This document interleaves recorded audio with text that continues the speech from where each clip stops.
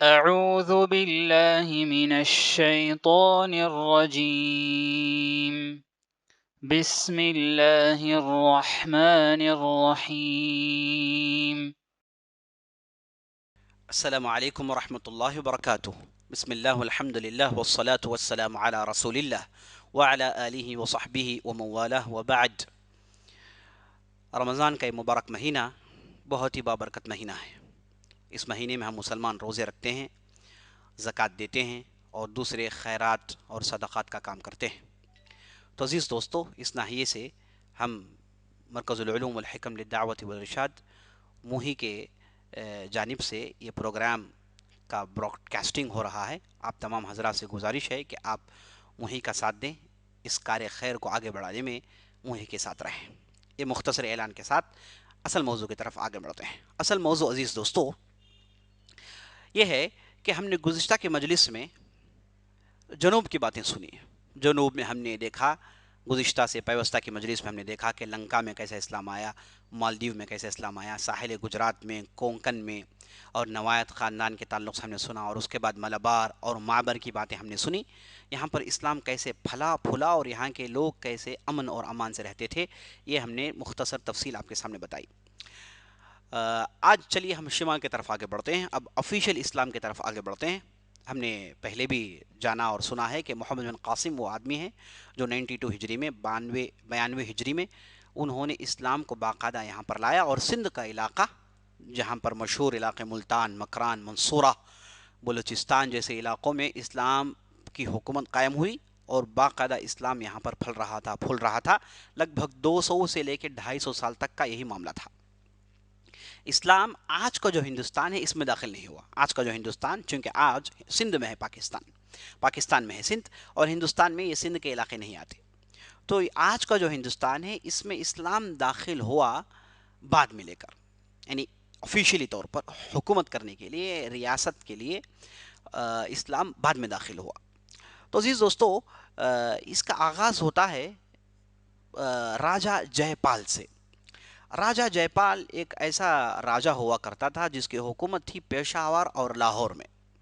لاہور یہ پنجاب کا علاقہ ہے، پیشاور پشتی پور اس زمانے میں سے کہتے تھے۔ اس علاقے میں اس راجہ کی حکومت تھی، یہ راجہ راجپوت تھا۔ اور راجپوت کون ہیں، ان کے تعلق سے ہم نے جو مجالس گزر گئی ہیں اس میں ہم نے گفتگو کیا۔ ہم نے گوجروں کے تعلق سے جب گفتگو کی تو بتایا کہ راجپوت کون ہیں، ان کے کیا کیا خاندان ہیں، ہم نے بتایا تھا آپ کو۔ تو یہ جو راجپوت تھے اس سے اس کا تعلق تھا۔ راجپوتوں کی حکومت سمجھے کہ سارے ہندوستان میں الگ الگ ان کی ریاستیں تھی۔ مارواڑ میں ان کی ریاست تھی، قنوج میں ان کی ریاست تھی، متھرا میں ان کی ریاست تھی، اور اس کے بعد ہے نا دوسرے علاقے ان کے اجین اور دوسرے علاقے تھے جہاں پر ان کی حکومتیں ہوا کرتی تھیں۔ مختلف راجپوت بادشاہ مختلف ریاستوں میں اپنی اپنی خود مختار سلطنتیں چلا رہے تھے۔ تو اس میں سے اس علاقے میں رہنے والے بادشاہ کا نام جے پال تھا، اور اس کے ہاتھوں تلے لاہور اور پیشاور جیسی حکومتیں تھیں۔ جب ہم میپ دیکھیں گے آپ کو پتا چلے گا کہ لاہور اور پیشاور کے سرحد باؤنڈریز افغانستان کے باؤنڈری سے لگتے ہیں۔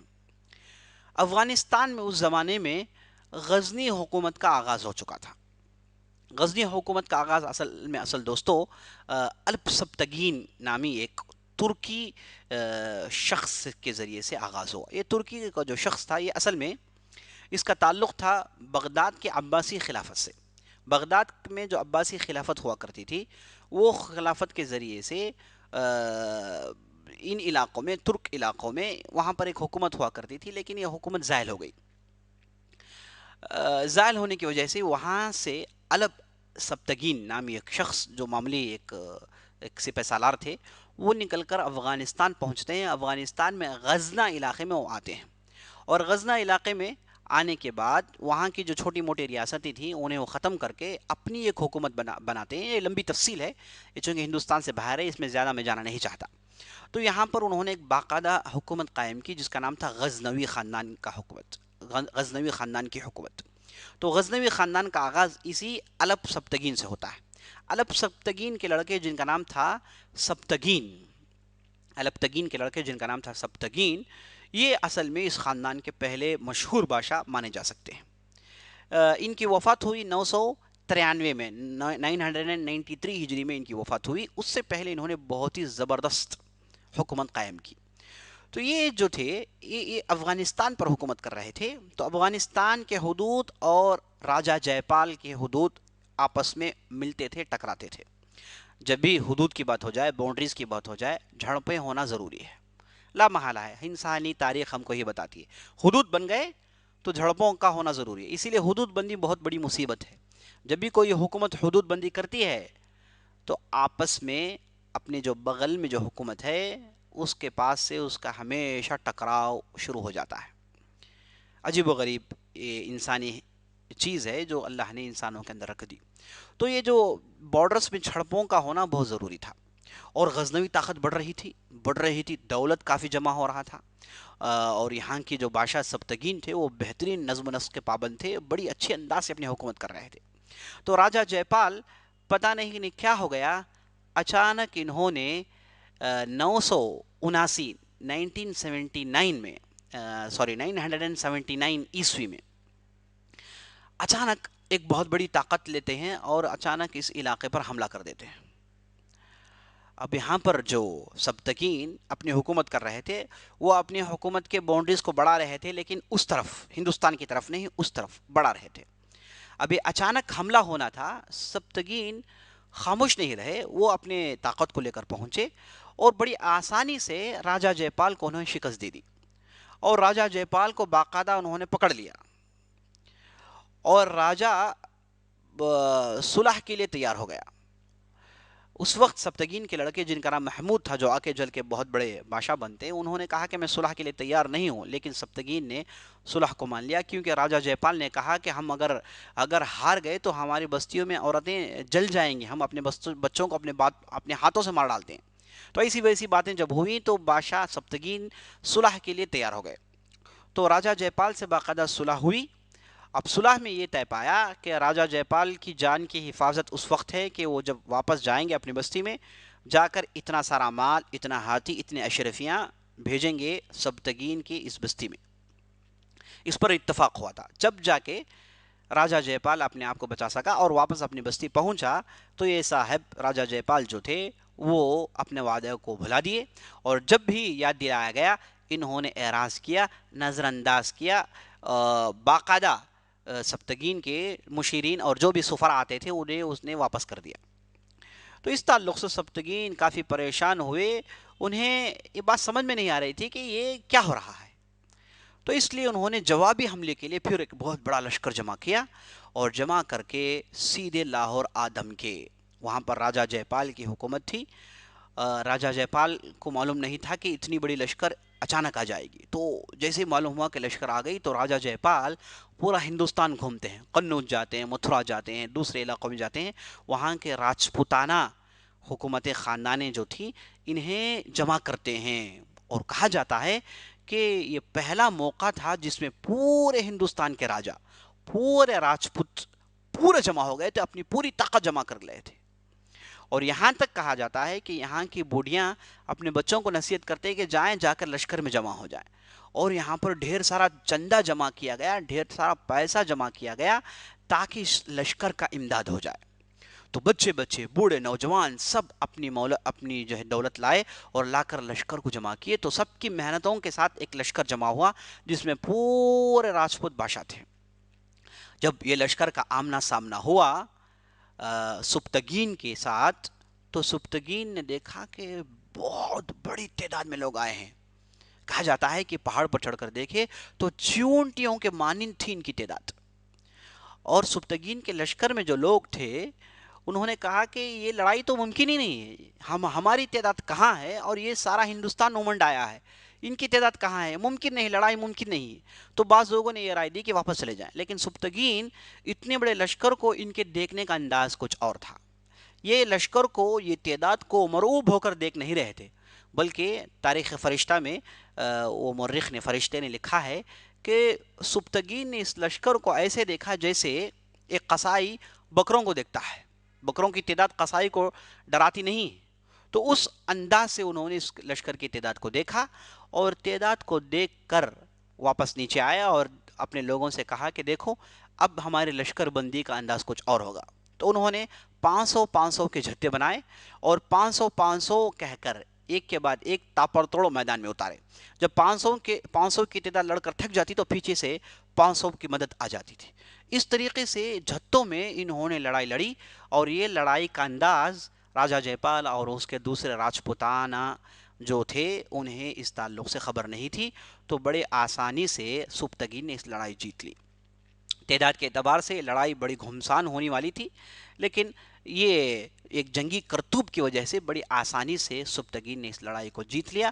اور اس کے بعد اس لڑائی میں کہا جاتا ہے کہ راجہ جے پال قتل کر دیے گئے، اور اس کے بعد ان کے لڑکے انند پال حکومت میں آئے. اچھا، محمود غزنوی اور یہ اس سے پہلے جو سبتگین، انہوں نے ان علاقوں پر حملہ کیا جیسے آپ نے دیکھا کہ بدلہ لینے کے لیے.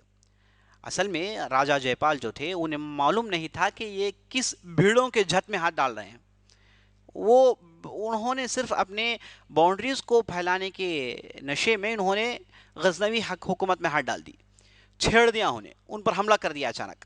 اب اس کے بعد نہ کہ صرف جے پال بلکہ ان کا لڑکا انند پال، نہ کہ صرف انند پال، اور جتنے بھی راجپوتوں کی حکومت تھی سب نے اس کا بدلہ چکایا. سب کو اس کا خمیازہ بھگتنا پڑا. اب اس کے بعد غزنوی خاندان خاموش بیٹھنے والے نہیں تھے.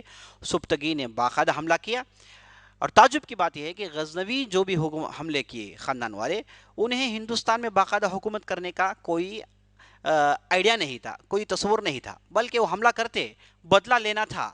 اور جب بھی حملہ ہوتا، حملے میں دیکھتے کہ یہ نیا بادشاہ کون آ گیا ہے، تو اس بادشاہ کے علاقے میں پہنچ جاتے. یعنی مزید بدلے پر بدلہ، مزید بدلہ لینا جو ہے ان کے اندر تھا. تو اس لیے یہاں کی جتنی بھی راجپوتانی حکومت تھی سب پھنس گئی. پے در پہ حملے ہوئے. تو اس کے بعد ہوا ایک سبتگین جو تھے انہوں نے آخری لڑائی لڑی، اور اس کے بعد جے پال کا معاملہ ختم کیا. انند پال آ گئے، اور 1005 عیسوی میں راجہ جے پال کا معاملہ ختم ہوتا ہے، اور اس سے پہلے سبتگین کی بھی وفات ہو جاتی ہے. سبتگین کی جو وفات ہوئی لگ بھگ 998 عیسوی میں سبتگین کی وفات ہو جاتی ہے، اور اس کے بعد محمود غزنوی کی حکومت قائم ہوتی ہے. محمود غزنوی اپنے والد کی طرح تو وہ انتہائی جنگجو نہیں تھے، بلکہ بہت ہی ذہین، خدا پرست، اللہ سے ڈرنے والے، اور اس کے بعد جنگی اسٹریٹجی میں علمی انداز اختیار کرنا، اور علم والوں کی عزت کرنا، علم والوں کے ساتھ رہنا، اور انتہائی انصاف پسند. ان کے انصاف کے تعلق سے ایک واقعہ بتا کے میں اپنی بات آگے کرتا ہوں. محمود غزنوی کے زمانے میں جب ان کی حکومت تھی تو ہوا یہ کہ ان کے ایک چچا زاد بھائی یا پھر چچا بھتیجے نے ایک بہت بڑی غلطی کی. وہ غلطی یہ تھی کہ چونکہ خاندان بادشاہی خاندان تھا، اس خاندان سے اس کا تعلق تھا، تو یہ عام لوگوں پر ظلم کیا کرتا تھا. یعنی محمود غزنوی کا بھتیجا عام لوگوں پر ظلم کیا کرتا تھا. یہاں تک کہ ایک بوڑھا آدمی محمود غزنوی کے پاس یہ شکایت لے کر آتا ہے کہ یہ جو آپ کا بھتیجا ہے یہ میرے گھر میں زبردستی گھس آتا ہے، اور میرے گھر میں میری لڑکی ہے اس کے ساتھ بدسلوکی کرتا ہے، اور مجھے یہ کہہ کے دھمکاتا ہے کہ اگر یہ بات باہر پہنچی تو میں تمہیں موت کے گھاٹ اتار دوں گا. تو میں مجبور ہو کر تمہارے پاس آیا ہوں بادشاہ پناہ، تاکہ مجھے انصاف ملے. تو محمود غزنوی نے جب یہ واقعہ سنا تو اتنا بے قرار ہوا، مورخین کہتے ہیں کہ اس نے کھانا پینا چھوڑ دیا. اور یہاں تک معاملہ ہو گیا کہ وہ ہمیشہ تاریکی میں رہتے تھے، اپنی بتی گل کر دیتے تھے، اور لوگوں سے کہا کہ جب تک کہ میں اس آدمی کا میں انصاف نہیں دلا دوں میں دوبارہ آسائش کو اختیار نہیں کروں گا. تو وقت مقرر پر اس بوڑھے کے گھر میں پہنچتے ہیں. جب ان کا بھتیجا ادھر پہنچتا ہے تو بھتیجے کو وہ پیٹتے ہیں، بعض روایتوں کے مطابق جان سے مار دیتے ہیں. اور اس کے بعد اس بوڑھے کے جو ہے حق میں انصاف اسے مل جاتا ہے، اور اس کے بعد محمود غزنوی واپس اپنی زندگی کو پہنچتے ہیں، کھاتے پیتے ہیں اور روشنی میں رہتے ہیں. یعنی اس حد تک ان کے پاس انصاف تھا، بے انصافی کا تصور بھی ان کے پاس نہیں تھا. تو یہ تھے عزیز دوستوں محمود غزنوی، جو 1030 عیسوی تک ان کی حکومت رہی. 1030 عیسوی تک لگ بھگ 33 یا پھر 32 سال ان کی حکومت رہی. اب جب محمود غزنوی کی جو ہے حکومت کا آغاز ہوا تو پھر وہی راجہ جے پال، انند پال سے جھڑپیں، لڑائیاں ہوتی رہی. اور محمود غزنوی کے تعلق سے کہا جاتا ہے کہ لگ بھگ 17 سے 18 موقع ایسے تھے جس میں انہوں نے اچانک ہندوستان پر حملہ کیا، اور ہندوستان کام پھٹتا تھا. ان کا حملہ قنوج پر مشہور ہے، ان کا حملہ متھورا پر مشہور ہے، اور ان کا حملہ سومنات پر کافی مشہور ہے۔ سومنات ایک علاقہ گجرات کے اندر، وہاں پر ایک بہت بڑی مندر ہوا کرتی تھی۔ یہاں تک کہا جاتا ہے کہ اس مندر میں 10,000 داسیاں ہوا کرتی تھیں، 10,000 داسیاں ہوا کرتی تھی، اور یہاں پر ڈھیر سارا مال ہوا کرتا تھا، اور مال و دولت کی انتہائی فراوانی تھی۔ اور بس برعکس اس کے کہ بستی کے علاقے میں غریبی پھیلی ہوئی تھی۔ اور اس کے بعد کہا جاتا ہے کہ اس مندر کے اندر، مندر کے چھت اور مندر کے زمین کے درمیان ایک بت ہوا کرتا تھا، جو بغیر کسی توازن کے، بغیر کسی بیلنس کے، یہ ہوا میں ہوا کرتا تھا یہ بت۔ اور لوگ اس بت کو لے کر کافی باتیں پھیلاتے کہ دیکھو یہ بہت بڑا کرشمہ ہے، اس مندر کے اندر بہت بڑی طاقت ہے، اور لوگوں کو اس کی عبادت کے لیے بلاتے تھے۔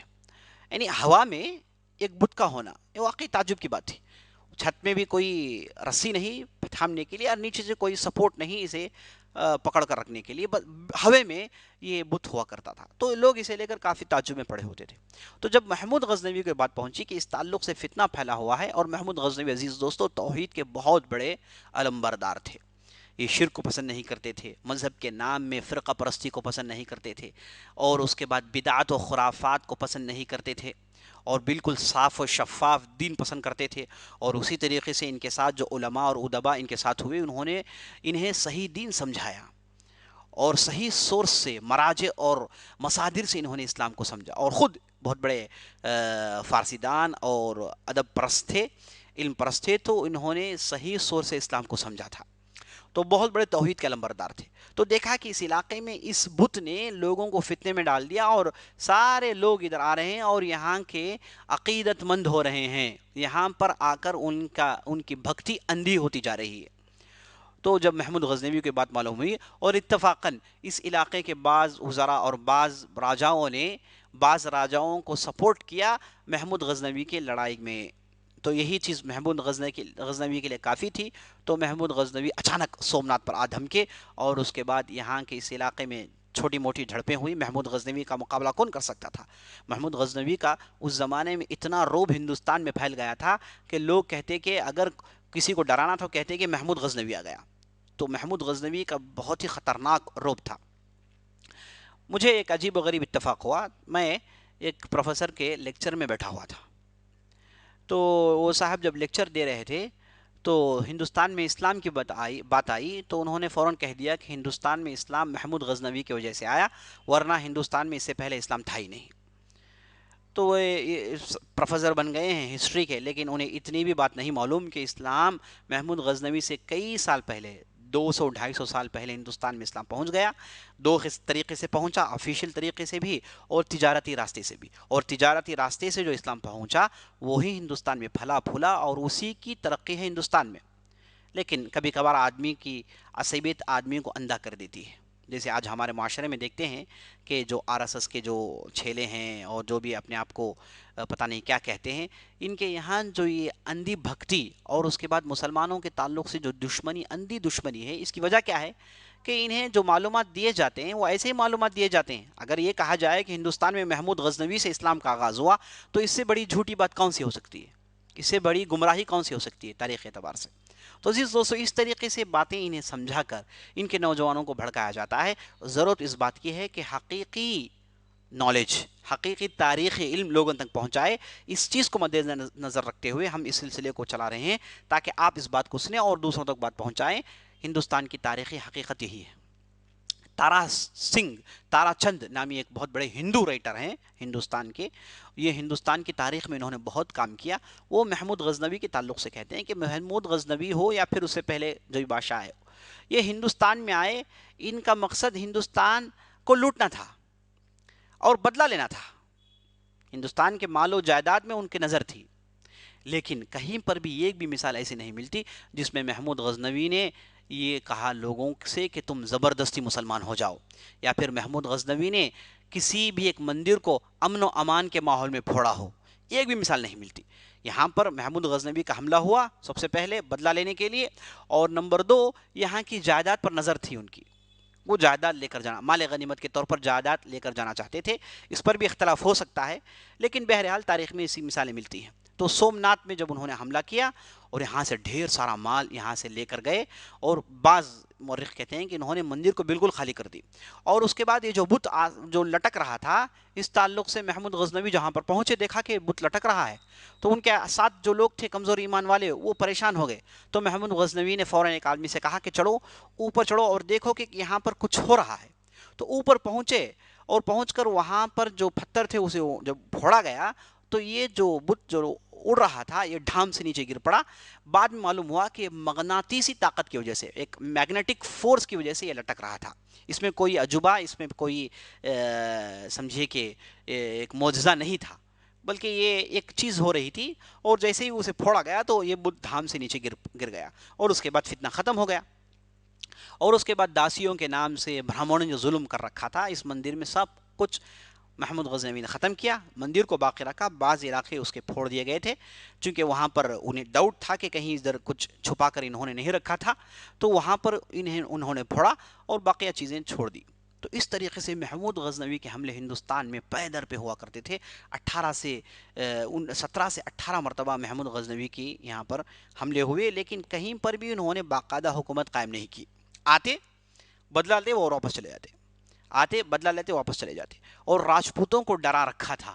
راجپوت جب بھی محمود غزنوی کی آواز سنتے، بات سنتے، تو وہ کانپ جاتے اور بالکل خاموش ہو جاتے، ان کے کلیجے منہ کو آ جاتے کہ بھئی یہ محمود غزنوی آگ کہاں دھمکا تھا، تو اچانک ان کے حملے ہوا کرتے تھے۔ تو اس اعتبار سے ہم جان سکتے ہیں کہ محمود غزنوی کس اعتبار کے جو ہے جنگی اسٹریٹجی کے یہ ماہر ہوا کرتے تھے۔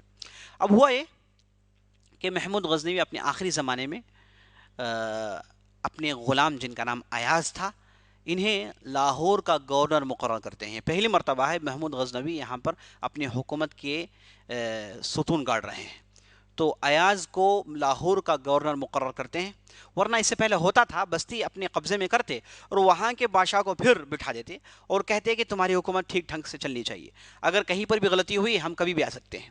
اس طریقے سے ان کی حکومت ہوا کرتی تھی، لیکن پہلی مرتبہ لاہور میں انہوں نے اپنے غلام ایاز کو گورنر بنایا اور لاہور کی حکومت کو ان کے ہاتھوں میں سونپا۔ یہ ایاز محمود غزنوی کے غلام کافی مشہور ہیں، اور علامہ اقبال کے شعر میں بھی ہے کہ ایک ہی صف میں کھڑے ہو گئے محمود و ایاز، نہ کوئی بندہ رہا نہ کوئی بندہ نواز۔ اسی کی طرف اشارہ ہے، یہی یہ ایاز جو غلام ہیں انہی کی طرف اشارہ ہے، یعنی محمود و ایاز، محمود بادشاہ ایاز غلام، دونوں اللہ کی بارگاہ میں پہنچتے ہیں تو ایک ہی صف میں کھڑتے ہیں، شانہ بشانہ کھڑتے ہیں اللہ کے سامنے پہنچنے کے بعد۔ میں بادشاہ ہوں، میں غلام ہوں، یہ اونچ نیچ کا کوئی تصور نہیں ہے، اس کے طرف علامہ اقبال کا اشارہ ہے۔ تو انہوں نے محمود کا ذکر کیا اور ساتھ ساتھ ایاز کا ذکر کیا۔ تو ایاز ایک پہلے آدمی تھے جن کے ہاتھ میں حکومت ملی، اور حکومت دینے کے بعد 1030 عیسوی میں محمود غزنوی وفات پا جاتے ہیں۔ محمود غزنوی کی زندگی بہت ہی زبردست زندگی گزری ہے، اور محمود غزنوی کے بعد ان کے لڑکے مسعود آئے، محمود غزنوی کی نہج پر چلنے کی کوشش کی لیکن کامیاب نہیں ہو پائے۔ محمود کے تعلق سے، رحمۃ اللہ علیہ کے تعلق سے ہم کو یہ بتانا ضروری ہے کہ محمود غزنوی کے لشکر میں ڈھیر سارے ہندو ہوا کرتے تھے جو ان کے انتہائی مخلص تھے، ان کے وفادار تھے، اطاعت شعار تھے۔ ان میں سے نام میں لینا چاہوں گا سوبند راؤ، اور اس کے بعد ناتھ، اور اس کے بعد تلک، یہ 3 ایسے ان کے خاص مشیر تھے جو ہندو تھے۔ محمود غزنوی ان پر اندھا بھروسہ کرتے تھے، جب بھی کہیں پر بھی کچھ کسی جگہ کسی کو سرکوپی کرنا ہے کسی راجپوت بادشاہ کو، تو سوبناتھ کو بھیجتے، وہ ادھر پہنچتے اور محمود غزنوی کی وفاداری کا ثبوت دیتے تھے۔ عزیز دوستو، تو یہاں پر آپ کو بات سمجھ لینا چاہیے کہ یہاں پر جو بھی ہوئی پولیٹیکل لڑائیاں ہوئی اور بدلہ لینے کی بات تھی، یہاں پر کہیں پر بھی اسلام کو زبردستی پیش کرنے کی بات نہیں تھی، یہ اچھی طریقے سے سمجھ لینا چاہیے۔ تو عزیز دوستو، یہ راحت بالکل نہیں لی، آخری زمانہ ان کا پہنچا، آخری زمانے میں بھی بالکل ان کے جسم میں بخار تھا، جسم میں دق تپ رہا تھا، اس کے باوجود یہ گھوم رہے تھے، خوارزم کا معاملہ کو تھما رہے ہیں، اس علاقے کے معاملے کو تھما رہے ہیں، وہاں پر سرگوپی کر رہے ہیں، ہندوستان کے معاملات کو سنبھال رہے ہیں، سب کچھ ہو رہا ہے اپنے آخری زمانے میں، اس کے باوجود انتہائی مشغول تھے۔ جب ان کا جسم بالکل جواب دے دیا، بالکل تھک گئے تھے، واپس غزنہ پہنچتے ہیں اور 1 ہفتے کی بیماری کے بعد وفات پا جاتے ہیں۔ اور ان کا جو دور تھا بڑا ہی سنہرا دور تھا۔ اس کے بعد ان کے لڑکے مسعود بادشاہ بنتے ہیں، اور مسعود بادشاہ بننے کے بعد مسعود کے لیے سب سے پہلا اور سب سے زبردست پش پناہی کرنے والے یہی 3 ہندو مشیرین اور وزراء تھے عزیز دوستو، یہ آپ جان رکھیے۔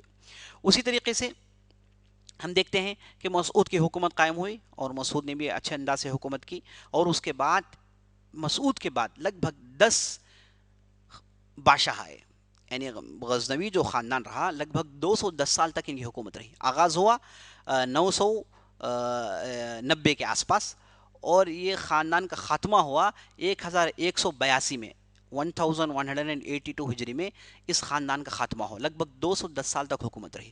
صرف محمود غزنوی کی حکومت 32 سال تک رہی، اس کے بعد ان کے لڑکے آئے اور ان کے لڑکے کے لڑکے آئے، تو اس طریقے سے حکومت آگے بڑھ رہی تھی، لیکن کوئی بھی محمود غزنوی کے پائے کا نہیں تھا، یہ تو ماننا پڑے گا، سوائے ابراہیم غزنوی۔ ابراہیم غزنوی جو محمود غزنوی کے سمجھیے کہ 5ویں یا پھر 6 پشت میں آئے تھے، ان کے زمانے میں کافی ترقی ہوئی، لیکن علمی ترقی ہوئی، علمی ترقی ہوئی، اور یہ بہت بڑے علم دوست تھے جنہوں نے بہت کچھ کام کیا۔ ابراہیم غزنوی ایک قابل ذکر ہیں۔ تو آخر زمانے میں بہرام خان نامی ان کے خاندان میں ایک بادشاہ بنے، جو اچھے خاصے بادشاہ تھے، لیکن ان کی لڑائی غوریوں سے ہو گئی۔ غوری جن کا تعلق غور سے تھا، وہ بھی افغانستان کا علاقہ، یہاں پر غوریوں سے ان کی جھڑپیں ہو گئی۔ غور ایک پہاڑ کا نام ہے، اس کے آس پاس رہنے والے اپنے آپ کو غوری کہتے ہیں۔ یہاں پر شہاب الدین نامی ایک شخص، جو محمد ان کا نام تھا، شہاب الدین ان کا لقب تھا، ان کے اندر حکومت قائم کرنے کا جذبہ تھا۔ یہ اصل میں محمود غزنوی اور یا پھر غزنوی خاندان کے لشکر سے ان کا تعلق تھا، سپہ سالار یا پھر کوئی ایک عہدے میں تھے۔ تو انہیں جب معلوم ہوا کہ یہ خاندان کمزور پڑ رہا ہے، تو یہ اٹھ کھڑے ہوئے، انہوں نے اپنے لوگوں کو جمع کیا اور بڑے آسانی سے غزنہ کے علاقے کو اپنے قبضے میں کر لیا۔ یہ بہرام خان جو تھے، یہ محمد غوری سے ڈر کر لاہور میں آ کر بس گئے، غزنہ چھوڑ دیا، تو غزنہ ان کے ہاتھ میں آ گیا۔ تو اس خاندان کا، غزنوی خاندان کا آخری بادشاہ جس کا نام تھا خسرو ملک، اس کا خاتمہ ہوتا ہے محمد غوری کے ہاتھوں، اور خاتمہ ہوتا ہے 1182 ہجری میں۔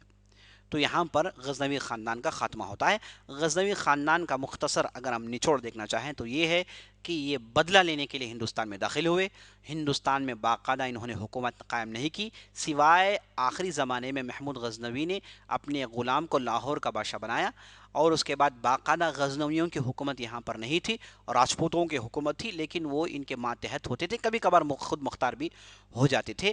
اور غزنویوں نے علم کی ترقی کی، علم والوں کو اپنے ساتھ رکھا۔ اور میں آپ کو یہ بتاتا چلوں کہ اسی زمانے میں، غزنوی زمانے میں، ایک بہت بڑے عالم آئے جن کا نام تھا البیرونی۔ ان کے تعلق سے انشاءاللہ ہم آئندہ مجلس میں تفصیل سے گفتگو کریں گے، کیونکہ البیرونی کے تعلق سے میں کہیں پر بھی تفصیل نہیں پڑھتا ہوں۔ میری کوشش ہوگی اس سلسلے میں کہ ان چیزوں کو آپ کے سامنے لاؤں جن کے تعلق سے لوگ نہیں جانتے، یا پھر جن پر پردے پڑے ہوئے ہیں، تاریخ کے دبیس پردے پڑے ہوئے ہیں، انہیں میں منظر عام میں لانا چاہتا ہوں۔ میں چاہتا ہوں کہ ہمارے سامعین، ناظرین، اس تعلق سے معلومات اپنے پاس رکھیں، اپنے پاس نوٹس رکھیں، اور اس سے بہت زیادہ فائدہ ہونے والا ہے، کیونکہ ہم دیکھ رہے ہیں کہ تاریخ کو بدلنے کی کوشش ہو رہی ہے، سلیبس کو بدل کرنے کی کوشش ہو رہی ہے، لیکن الحمدللہ آج بھی ہمارے پاس اردو میں، فارسی میں ایسے مراجع و مصادر، ایسے سورسز ہیں جن میں حقیقی تاریخ موجود ہے الحمدللہ۔ میں چاہتا ہوں کہ ان چیزوں کو جو لوگ، عام لوگ پڑھ نہیں سکتے، ان تک یہ علم میں پہنچاؤں، تاکہ وہ اپنے آل اولاد کو پڑھائے، جس کے ذریعے سے اسلام کی حقیقت لوگوں تک پہنچے، اور مسلمان ہندوستان میں آئے تو ایک رحمت بن کر آئے۔